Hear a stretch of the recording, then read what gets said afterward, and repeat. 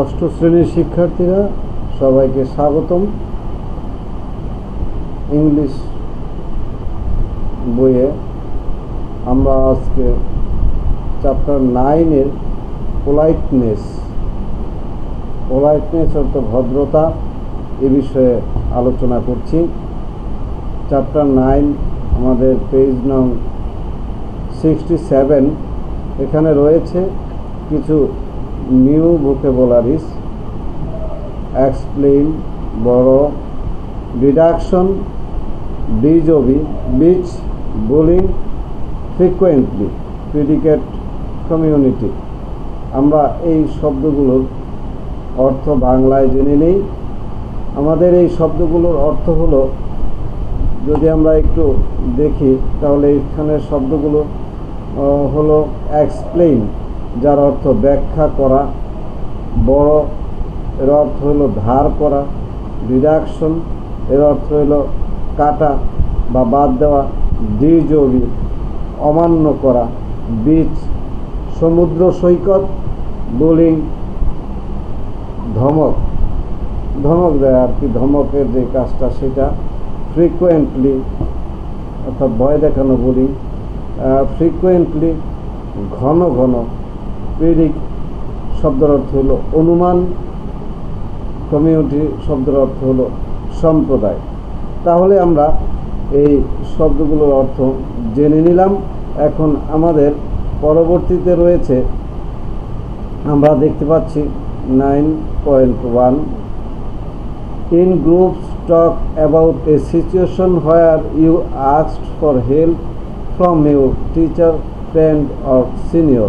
Then write down a few sentences which contain can, could, may, must, have to, might, should and highlight them.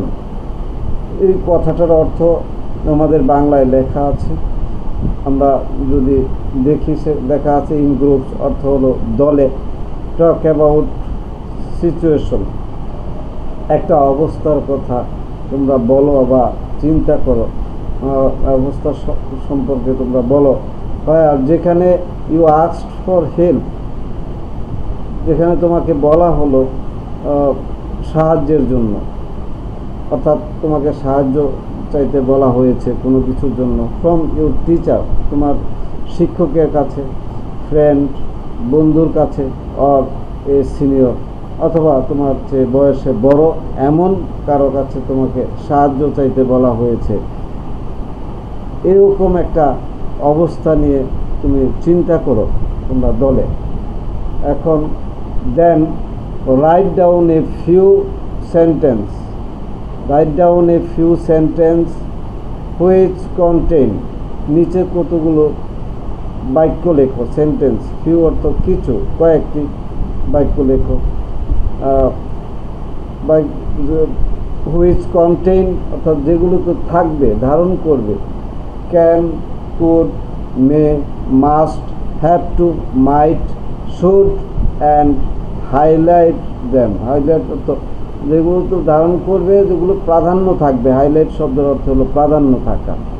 দলে ভাগ হয়ে এমন একটি অবস্থার কথা চিন্তা করো যখন তোমাকে বলা হলো এমন কারো সাহায্য চাও যিনি তোমার শিক্ষক, বন্ধু অথবা তোমার চাইতে বয়সে বড়, সিনিয়র। তারপর কিছু বাক্য লেখো যেগুলোতে can, could, may, might, have to, শুডের প্রাধান্য থাকবে। তাহলে আমরা এখন এই শব্দগুলো কখন বসে সেটা অবশ্যই বুঝতে পেরেছি। Can, could, may, might, have to, should এগুলোর প্রাধান্য থাকবে যেহেতু বলা হয়েছে। তাহলে আমাদের এমন কিছু সেন্টেন্স লিখতে হবে। আমাদের বয়সে বড় যারা আছে, শিক্ষক, বন্ধু অথবা বয়সে বড় এমন কারোর সাথে যখন আমরা কথা বলি তখন অবশ্যই আমাদের ভদ্রতা বজায় রেখে কথা বলতে হবে। এই জন্যই এই অধ্যায়টার উপরে নামটা লেখা আছে, শিরোনাম পোলাইটনেস। এই পোলাইটনেস আমরা যদি প্রকাশ করতে চাই তাহলে আমাদের এই নিচের এই শব্দগুলো ব্যবহার করে আমরা প্রকাশ করতে পারি। এটাই হলো এই অধ্যায়ের আমাদের জানার এবং বোঝার বিষয়। তাহলে আমরা দেখি এখানে নিচে কি লেখা আছে।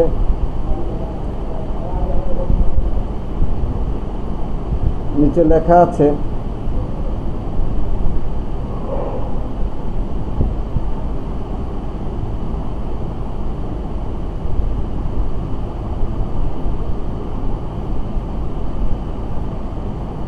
কতগুলো শব্দ আমাদের লিখতে বলা হয়েছে। এই সেন্টেন্স লিখতে বলা হয়েছে। তাই আমরা সেন্টেন্সগুলো যদি লিখতে চাই তাহলে আমরা কি লিখতে পারি?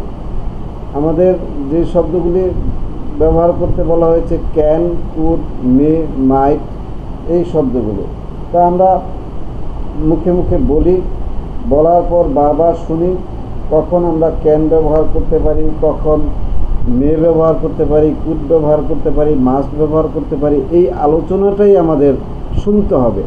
যেহেতু আমাদের মুখস্থ করা যাবে না, তাহলে আমাদের এটা বিশদভাবে আলোচনা করে বুঝতে হবে যে কোন শব্দটা কোন অর্থে বসে। তাহলে আমরা প্রথমেই ক্যান দেখতে পাচ্ছি। এই ক্যান শব্দটি আমরা কখন ব্যবহার করি? এটা সামর্থ্য অর্থে আমরা ব্যবহার করি।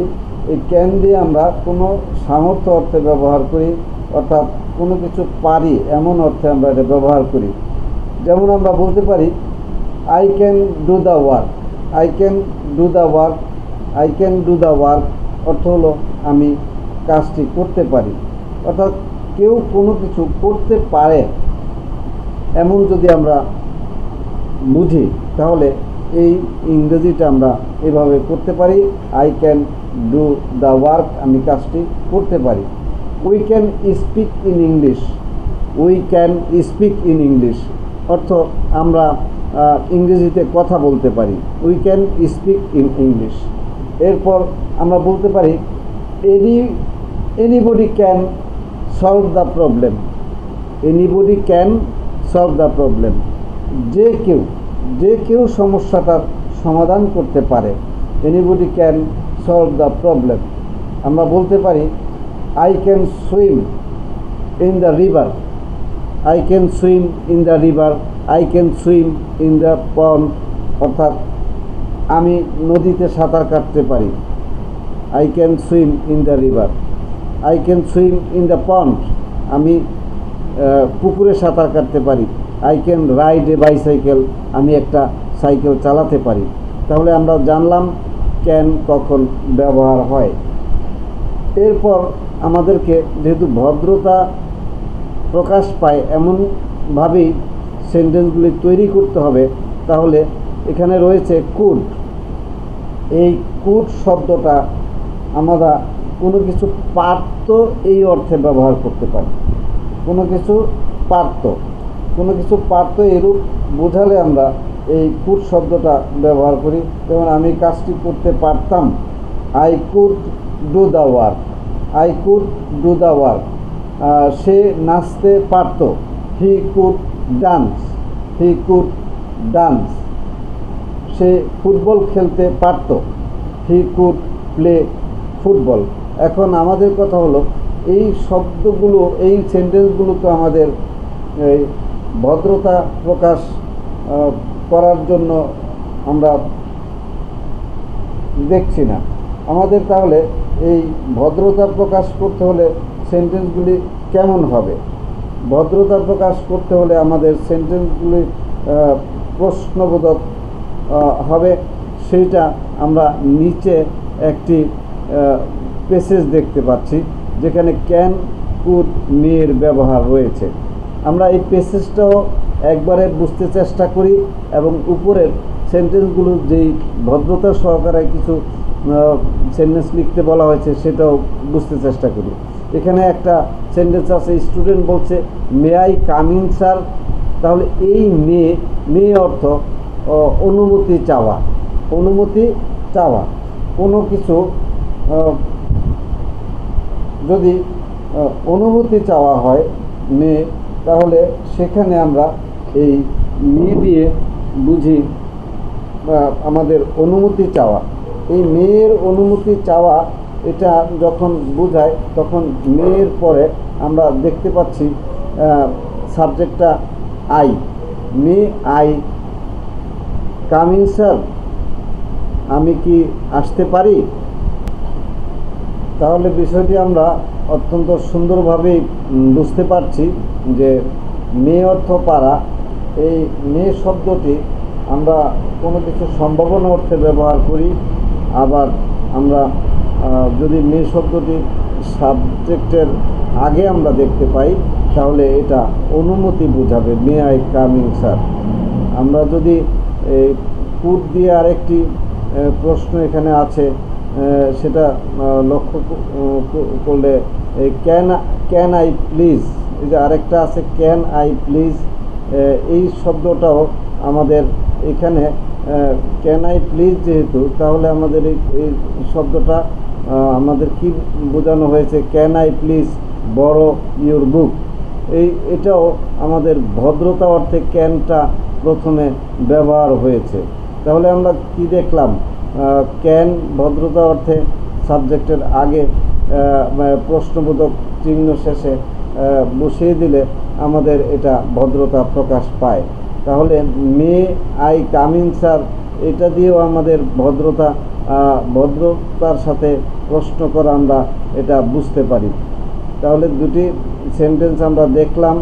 এখন আমাদেরকে বলা হয়েছে কিছু সেন্টেন্স তৈরি করতে, ক্যান, কুড, মে। তাহলে ক্যান এবং মে আমরা এই প্যাসেজটির মধ্যে, এই টেক্সটের মধ্যে পেলাম। এবার মাইট, হ্যাভ টু, শুড, এগুলোর অর্থ কী? মাইট সম্ভাবনা অর্থে অতীত কালে কোনো কথা, সেটাই হলো মাইট। তাহলে এই মাইট মেয়েরই আরেকটা পাস্ট ফর্ম। এখন আমাদের could, could you help me, এই যে একটা প্রশ্ন, কুড ইউ হেল্প মি, আপনি কি আমাকে সাহায্য করতে পারেন? এই ধরনের সেন্টেন্সগুলো আমরা প্রশ্ন যখন করি তখন সেটা দিয়ে ভদ্রতা প্রকাশ পায়। হ্যাভ টু, হ্যাভ টু শব্দের অর্থ হলো কোনো কিছু করতে হয়, এমন অর্থ প্রকাশ করে হ্যাভ টু দিয়ে। কারো কোনো কিছু করতে হবে এরকম অর্থে হ্যাভ টু আমরা ব্যবহার করি।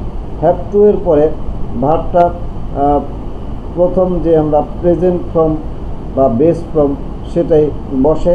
এই হ্যাভ টু আমরা যদি লক্ষ্য করি যে আমরা যদি এরকম বলি আমাকে এখন যেতে হবে, আমাকে এখন যেতে হবে, তাহলে যাওয়া ইংরেজি গো, এই গো এর আগে আমরা হ্যাভ টু বসিয়ে দেব। আই হ্যাভ টু গো নাও, আমাকে এখন যেতে হবে। তাহলে কারো কোনো কিছু করতে হবে, কারো কোনো কিছু করতে হবে এমন যদি আমরা বুঝি তাহলে ওই ভার্বের বেস ফর্মের আগে কি বসাবো? Have to. যেমন তোমাকে কাজটি করতে হবে, তোমাকে কাজটি করতে হবে, ইউ ডু দ্য ওয়ার্ক, তুমি কাজটি করো। এই ডু এর আগে আমরা হ্যাভ টু বসিয়ে দিলে হবে you have to do the work. এর অর্থ হবে তোমাকে কাজটি করতে হবে।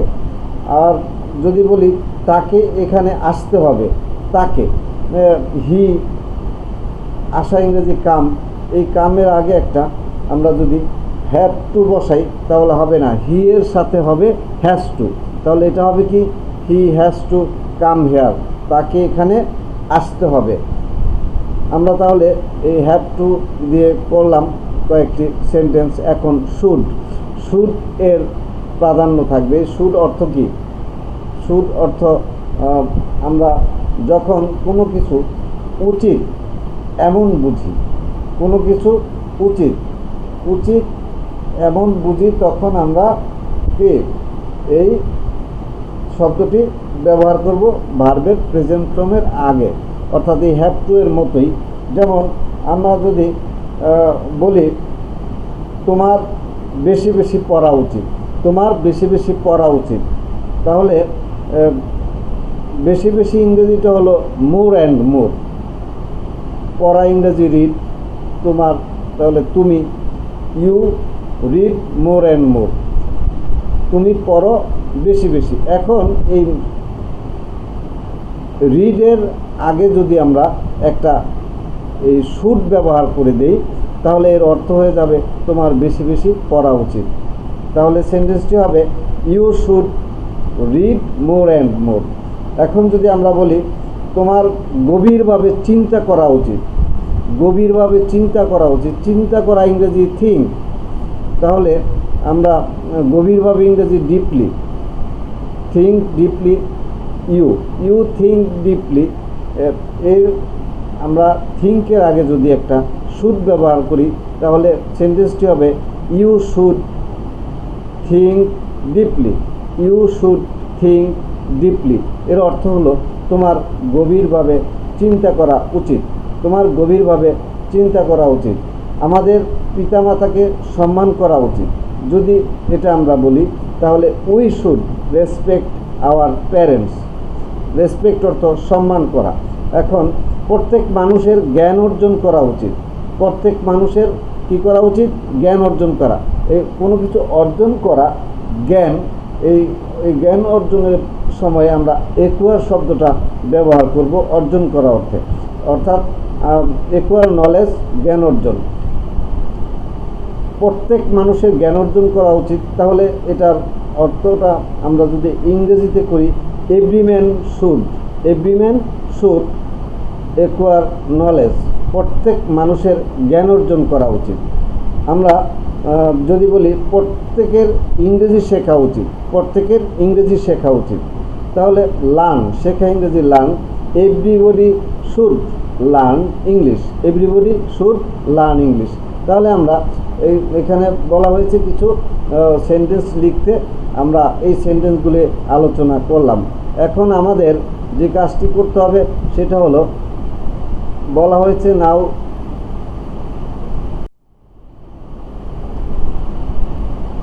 try to find answer to the following question in the group discussion.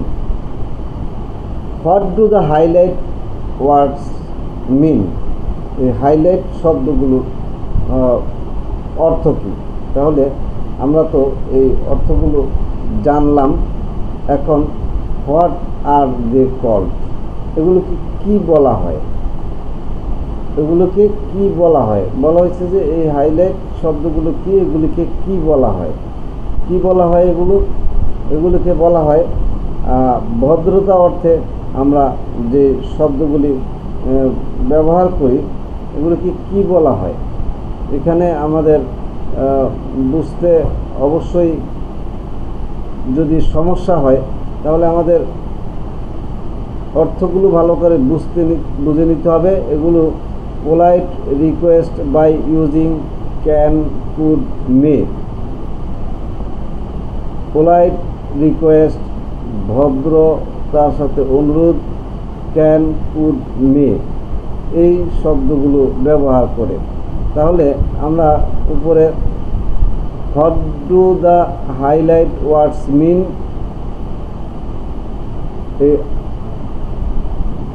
আমরা যে এতক্ষণ আলোচনা করলাম ক্যান, কুড, মে, মাইট, এগুলোর অর্থ কী? তাহলে অর্থগুলো তো আমরা জানলাম। ক্যান অর্থ পারা, এবিলিটি, টু ডু, এবিলিটি। এই ক্যানের অর্থটা আমাদের ইংলিশ টু ইংলিশ করতে হবে, কুডের অর্থটা ইংলিশ টু ইংলিশ করতে হবে। এর জন্য আমরা আরেকটি ক্লাস আমাদের প্রয়োজন। ক্লাস দীর্ঘ হয়ে গেলে আমাদের এটা বুঝতে সমস্যা হয়। তাহলে পরবর্তী ক্লাস নিচের প্যাসেজটি সহ আমরা বাকি যে অংশটুকু আছে ক্যান, কুড, এগুলোর অর্থ সহ আমরা পরবর্তী ক্লাসে জানব। তো আজকের মতো এখানেই বিদায় নিচ্ছি। তোমরা এই can, could, may, might, have to এবং শুড দিয়ে যে সেন্টেন্সগুলি করা হলো এগুলো অনুশীলন করো। ততক্ষণ আজকের মতো এখানে বিদায় নিচ্ছি। আল্লাহ হাফেজ।